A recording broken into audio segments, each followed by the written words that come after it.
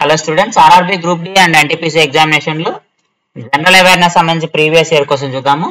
The valley of flowers national park is located in the Himalayan region in dash.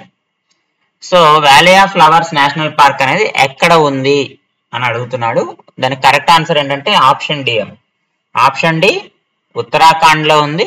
Uttarakhand లో కూడా ఎక్కడ ఉందంటే Chamoli district లో ఉంది.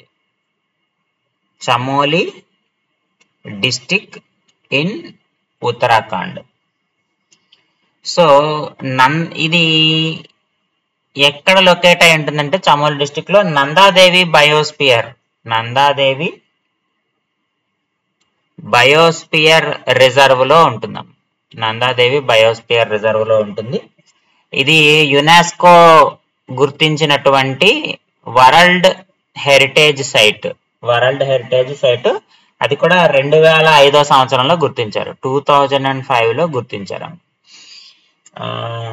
ఇక్కడ అంటే యాక్చువల్ గా ఫస్ట్ ఇక్కడ ఈ వ్యాలీ ఆఫ్ ఫ్లవర్స్ ఉందని మొట్టమొదటి ఎవరు గుర్తించారంటే, ఎవరు కనుక్కున్నారంటే 1931 లో బ్రిటిష్ మౌంటైనర్, ఆయన బ్రిటిష్ పర్వతారోహకుడు, బ్రిటిష్ మౌంటైనర్ ఫ్రాంకెస్ స్మిత్. అతని పేరు ఫ్రాంకెస్ స్మిత్. సో ఆయన ఈ వ్యాలీ ఆఫ్ ఫ్లవర్స్ ఉన్నదని ఫైండ్ అవుట్ చేశాడనమాట.